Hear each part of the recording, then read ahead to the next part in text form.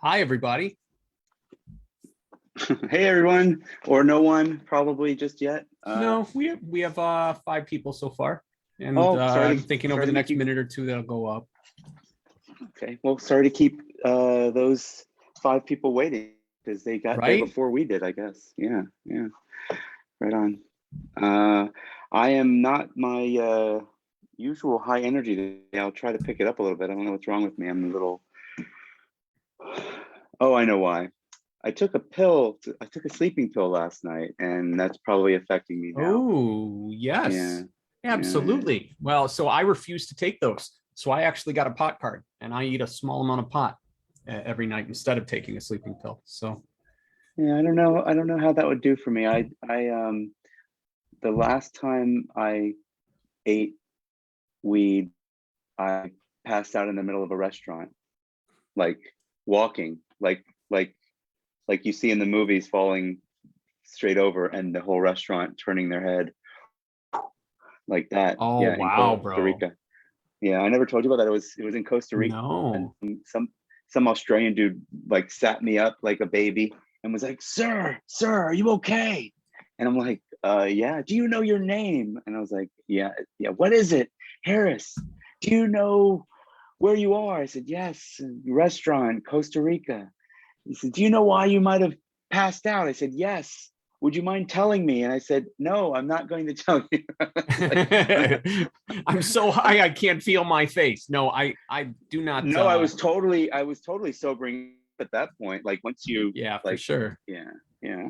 But All right, so let's yeah. dive in because we have a lot to go over today. So Okay, so I we have done messed up. You want? Let me handle my thing. we just have 3 things that we basically want to cover today, but it's a lot. So one, Ross is going to talk about the perfect traffic formula. Then we're going to talk about a way to increase results right now on any paid traffic. Well, not any paid traffic, but on a variety of paid traffic that you might be using. And 3, we're going to talk about some ways to increase results on your list to get better open rates, better click-through rates. And it's not what you think. It's not an obvious what you think. So go ahead, Ross. All right, so I done messed up. So yesterday on our 4th of July post, I posted that we were going to talk about the ultimate traffic formula, which is something I don't know if you guys know, but I have taught traffic stuff for the majority of my business. We're actually, tomorrow it will be my 19th year. That is the beginning of my 19th year officially.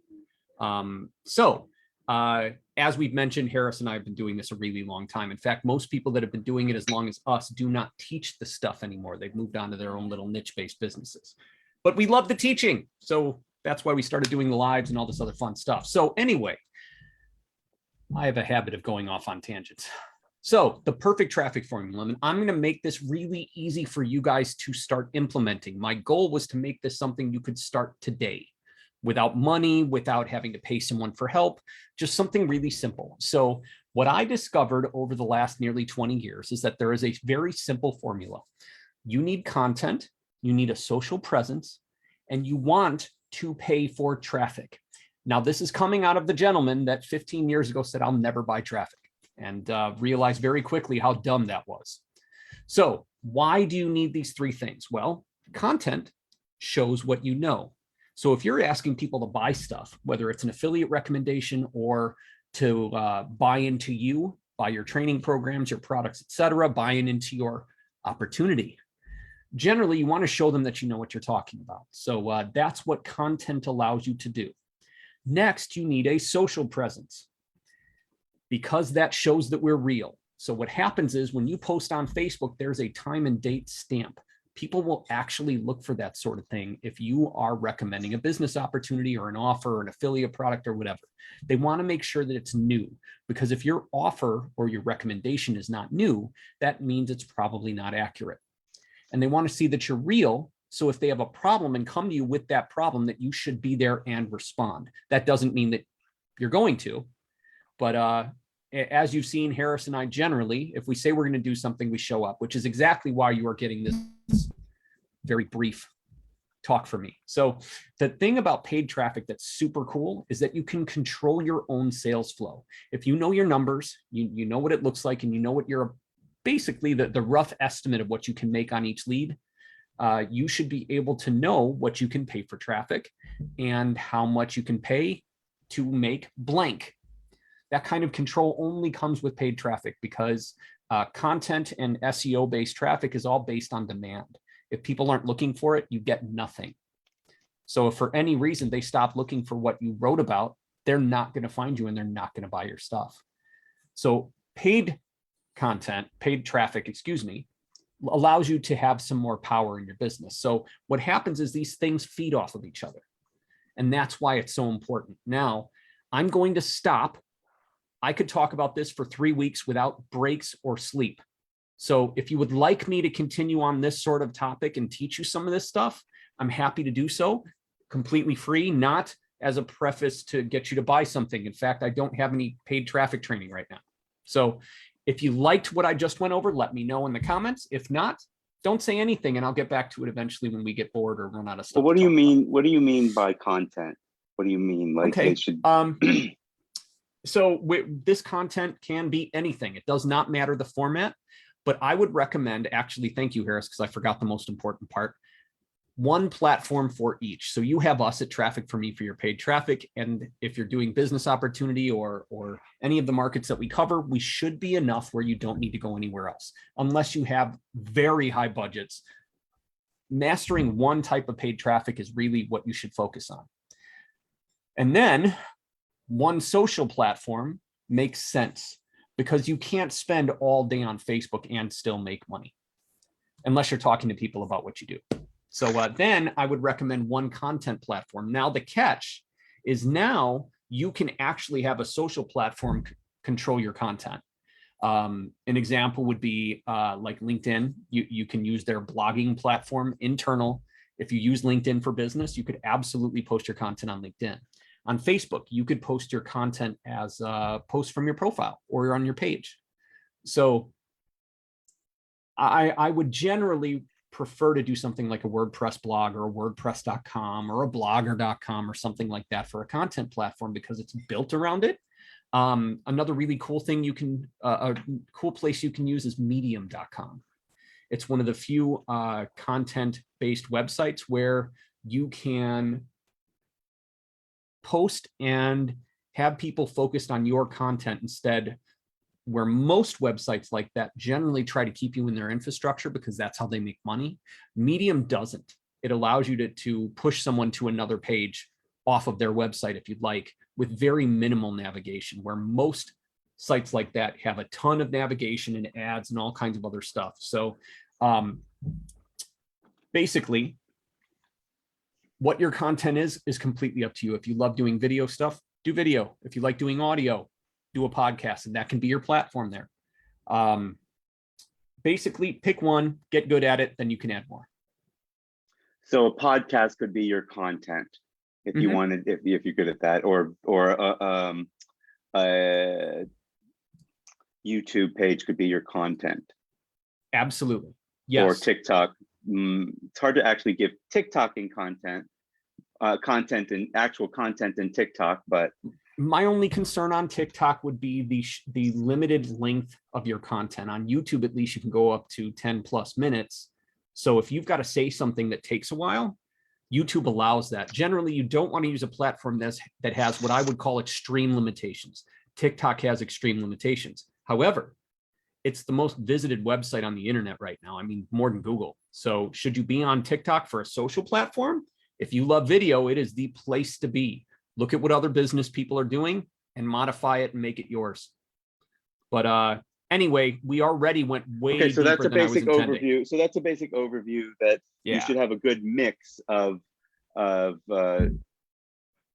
content, social presence, and paid traffic.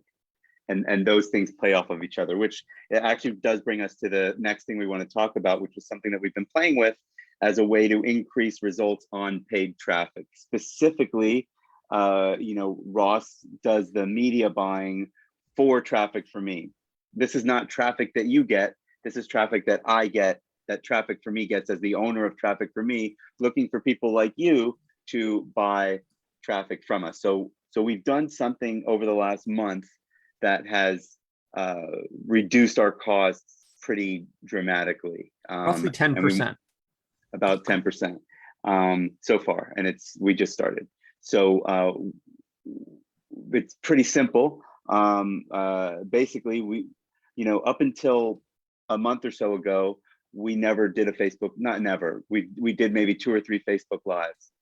I would say the Facebook Live is probably the largest example of this. And by the way, we're essentially doing what Ross just said, which is we're starting to put content up. We're doing that in the form of a Facebook Live, and we're being more present on our social media, on our Facebook page. So we have a Facebook Live, and then we have a couple of posts a week. One of them's just a silly meme that I create. Another one is something that's a little bit more Businessy, but it's practically a business meme, but I'd say a little bit more depth to it than that. And then once in a while, here or there, something else, like we did something just, happy 4th of July or something like that. But basically to show people that we're not dead. And basically we learned the idea of doing this from Frank Kern, who has a course, like, I don't know, a $300 or $400 course called Social Selling, I think. And he talks about posting 3 times a day.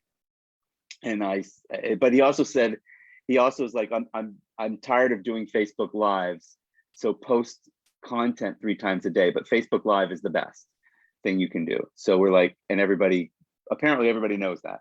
So he's like, okay, well, let's just do a Facebook Live every week, and a little bit of content here and there, and see what happens. And what happened was, with no other real changes, our cost for advertising went down by 10%, which is a big deal, So just so you understand, generally ad networks, they will frame what you spend any way you want. So you can see whether you're being profitable and measure your success in any number of ways. What you actually pay every network for, and I'm not referring to T4Me, I'm referring to media. What you're actually paying for is for them to show your ad. That's what you actually pay for. So what you want to always at least glance at is your CPM, or cost per 1,000 impressions. Our CPM is down 10% since we started this stuff. And we're only I think this is like our 5th week, I believe. So just over a month in. That's awesome. Right now, Facebook costs are going up because of everything in the world becoming more expensive pretty much everywhere. So for us to be spending 10% or paying 10% less for our impressions, that's awesome. So we wanted to share that with you guys. We know not many of you are buying Facebook ads, but if you are, the more active you are in the business side of your Facebook presence, it appears that will cut your costs. So plus it proves you're real. So that covers kind of the social and the content side of things, depending on what you're posting. Lots of value in actually doing that. And if you're not doing Facebook ads yet, it would be cool to develop those habits now. So when you do decide to do them in the future, that your habits of being present are already there. Right. So let's move on to the next thing I wanted to cover. And this is something that definitely affects everybody directly. First and foremost, a lot has changed and gotten more difficult for email marketers and all digital marketers over the last year and a half. One of them Ross just alluded to, and that was Facebook ads. Basically, Facebook and Google used to benefit from basically being able to gather data from everywhere, including iPhones and Apple devices, and which is a large percentage of where they would collect data from. And basically, Apple kind of shut that down a year and a half or so ago. So Facebook will just focus on, well, Facebook and Google. Now, it used to be, which, by the way, this is a privacy issue that privacy policy issue that Apple decided to take action on. And essentially it was like, if you were supposedly, people would think, oh, if I'm talking to my mother about my diabetes, all of a sudden I'm going to get an ad on Facebook about diabetes. it probably wasn't quite listening to your phone call, but certainly they could see that you went somewhere on your phone to follow up on the question that your mom just had. Maybe it was Google, maybe it was somewhere else. And Facebook, since they were also on your phone, they were able to see this information. I'm super oversimplifying, but basically that's the idea. And now Facebook is kind of stuck only being able to see what you do on Facebook properties, which is a lot, which is still Facebook, Instagram, and WhatsApp. For anybody outside the United States, WhatsApp, I mean, I use WhatsApp more than texting or a regular phone, so they can see all that. Well, anyway, so that happened. At the same time, the email service providers, probably 8 to 10 years ago, planted a few seeds that they never took action on, and they just took action on. So you might want to write this down. There's something called SPF. There's something called DKIM, and there's one more that I'm going to forget right now. SPF. I wasn't prepared to even mention this. DKIM. Those are the two big DMARC. ones. There's yes, DMARC. good call. Good call. So SPF, DKIM, and DMARC. Now, basically, these are things that the Gmails of the world, which is 90% of the email reading world, or probably 80, it used to not really bother with all of it, but they're supposed to check and make sure the domain name that you're sending from has SPF, DMARC, and DKIM. And that's even if you're sending from a third party, which like Aweber or GetResponse. And in the last year or so, if you don't have that set up, all of a sudden your deliverability went pshoom. So that I mentioned that to say that is one of the things that's actionable, that you need to go look and see if your domain name is properly set up. And how do you do that? I will tell you. Hold on, I have a link somewhere. What's it called?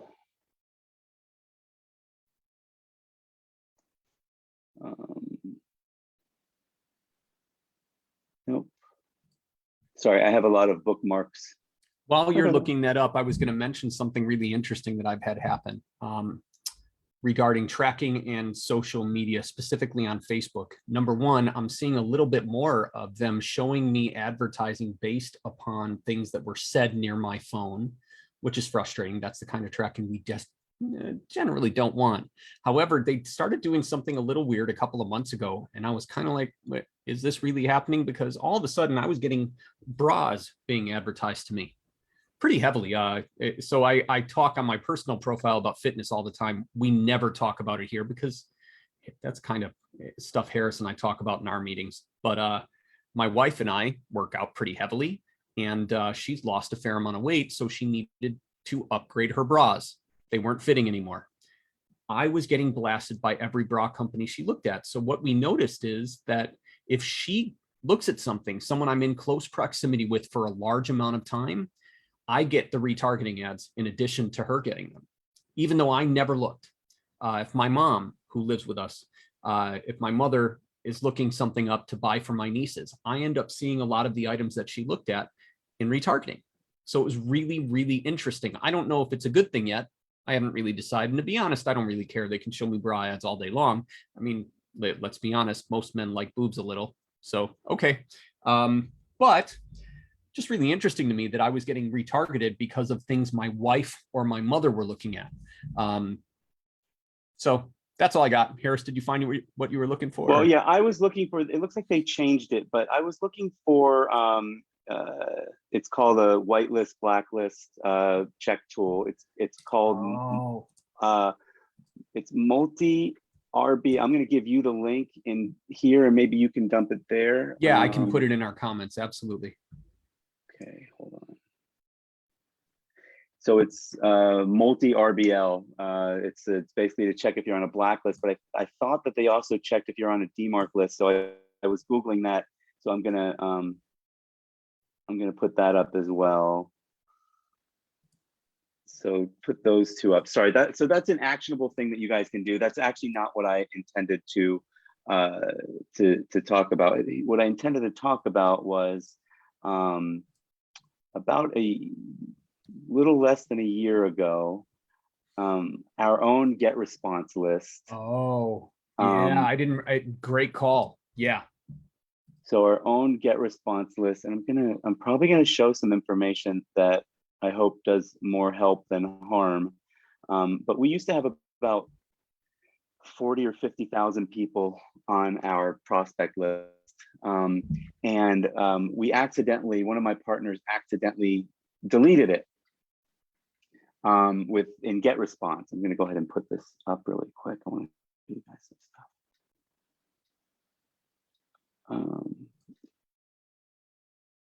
Share screen. Yeah, so you see my stuff, yeah. So one of my partners accidentally deleted it, and we then got get response to reinstitute it, but then it was filled with bad email addresses when they did it, because basically they couldn't give us, they basically just reinstituted the whole thing and not what we had cleaned over time. And then, you know, there was a batch of time, like a month, where we were being attacked by bots, and you know, our emails were obviously, like, visibly you could see they were bogus. So anyway, I took all of the emails out, and we were left with you know, less than 10,000. I took those 10,000, those 35,000, I cleaned them, the 40,000, and I cleaned them, but I mailed to them outside to a different list, to a different email service provider. Actually, I did it a couple times.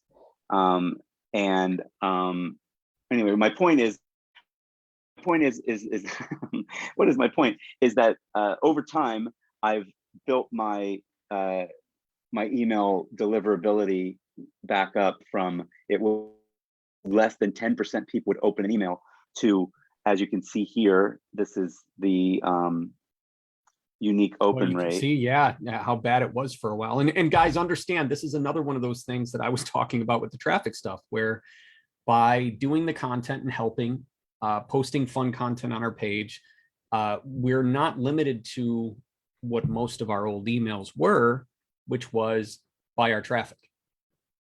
So now, because we're doing more things, our emails are more desirable to our people. And now our people are opening more of our emails. It's, you know, the more good stuff you do out there. So one thing for sure to improve open rates is to not just sell. Okay, so if you can give them some good free content mixed in there, like we're doing right now, that's one thing to do to improve it. The thing that I think that improved it quite a bit is I started segmenting the lists. So you can see here, these are the people that have recently opened, and that mailing, which, like, the subject line is something like fatal error, which is a very clickbaity thing to open, but we were having a fatal error because we were in the middle of a sale this weekend, and our techs decided it was a good time to upgrade our server. And in upgrading our server, nobody was able to buy anything. They were getting fatal errors when they tried to buy something. So anyway, this got really high open rates, right? 60%, 41%. No, this is, sorry, 58%. Wait, here's the fatal open: 52, 60, and 46%, right? And then you've got, you know, I think even this one's pretty good. And this wasn't like a scare tactic one. This was just your independence. And that got a 58% open rate. So these are pretty good open rates. I think I'm happy with, you know, 15. This is the dead portion of the list here, and it got a 17% open rate, which is more than double what it would have been before. Right.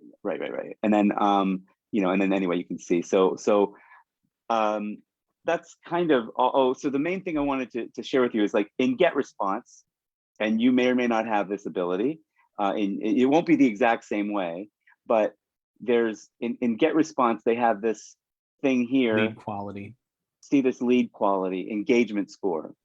You're able to make a segment on just that, on like, okay, I want, and they recommend like 2 means they're dead, 2 and 1 means they're dead, and 3 and up means they're good quality. They probably opened recently or something like that. So there's that. That's other tool that I use. It's a little bit easier than Get Response. I use this tool by Justin Mickey called Blastable, and in here I'm able to go into contacts and I'm able to create a segment, and that has 36,000 people in it. Test segment source list, select all, and then I add a condition, which is, last opened. Let's say I want to say anybody that opened in the, not between, after, well, I just did this, June 1st to today. So I made this segment already, so I can just show you the segments.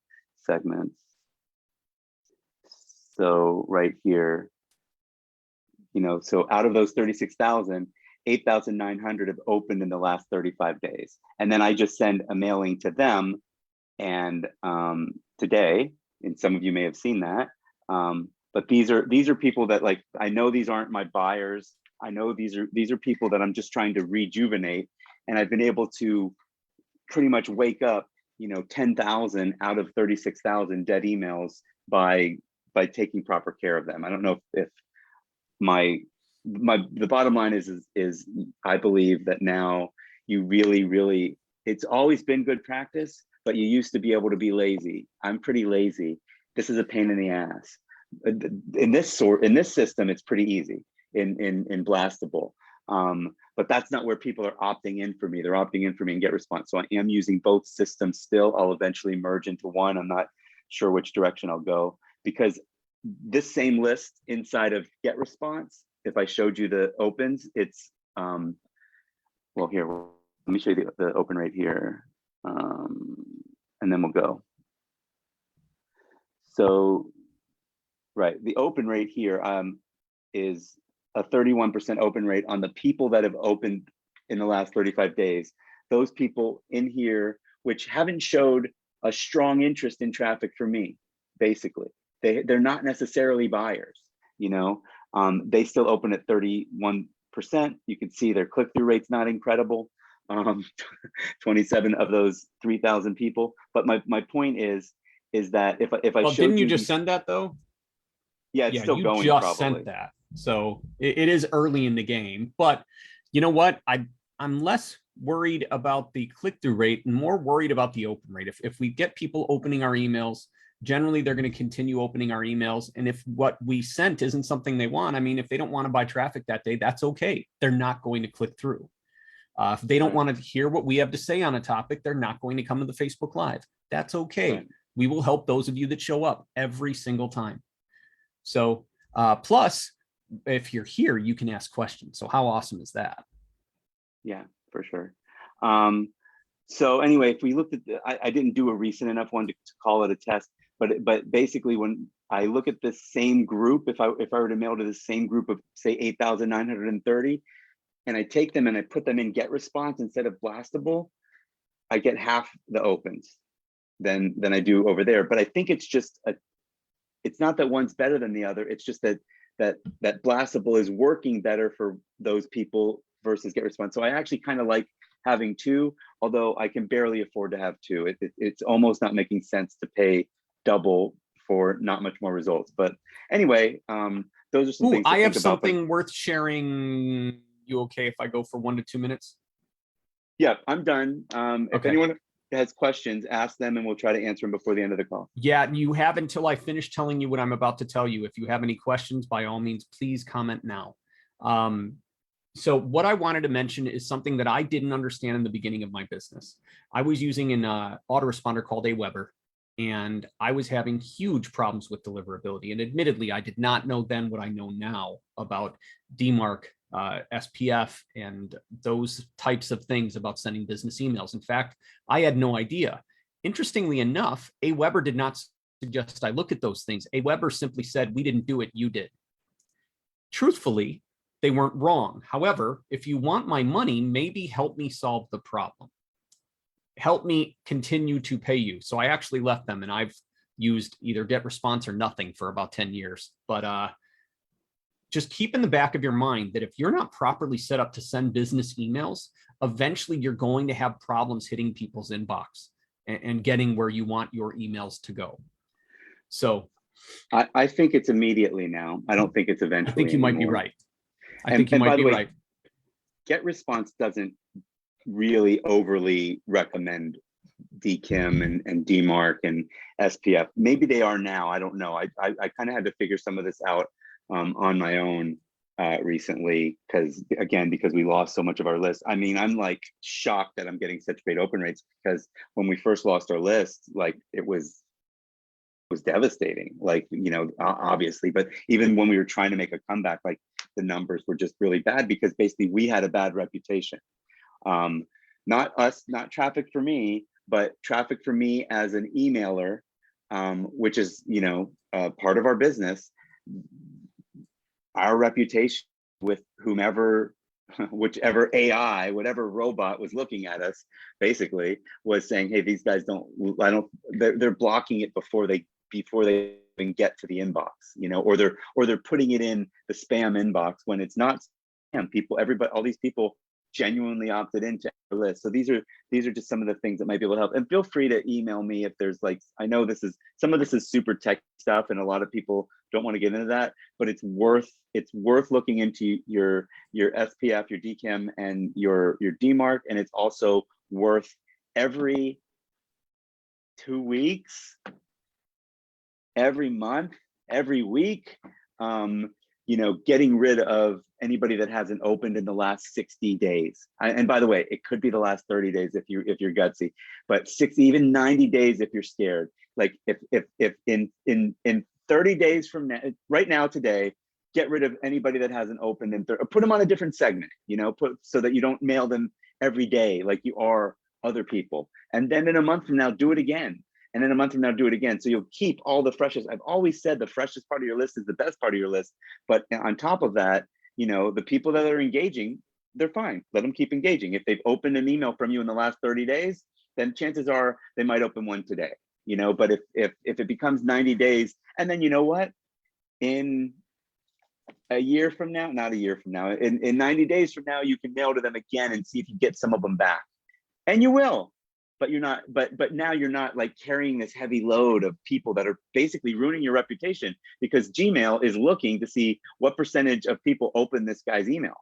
Well, and there's also there are the spam traps too. So ESPs have, I don't know how they get onto your list. That's not my expertise, but you do have emails that will join your list specifically just to see how long you continue to email them. And if you continue to email them for too long, it flags you as a spammer. Automatically, right. That emails there is no human that ever opens those emails. So all they track is whether you are sending to that garbage email address over and over and over again. It's right. Actually really bad business. Yeah, it's called list hygiene, and they're trying to make sure that you don't stink. Yep. So anyway, I'm done now, Harris. I will not, no more unexpected yelling from Ross. We're good. Me too. So what do you think? You think next week we should do another Fix Your Funnel? Would that be a good idea? Has it been? I think that's a great idea. Didn't we get a bunch of submissions between now and the last one? Yeah, we did. But I'm gonna tell them to resubmit. Okay. But yeah, so Fix Your Funnel. We'll do that again, and that'll be a little bit more specific. This got a little up in the clouds. It was fun, and we shared valuable information. I've never heard anybody talk about some of the stuff we talked about today. So, yeah, that's true. That's true. Good shit. All right.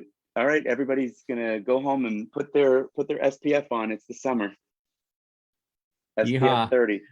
By the way, no questions. So we must have wowed people today. Thank you all for coming. We will be here next week with some funnel reviews.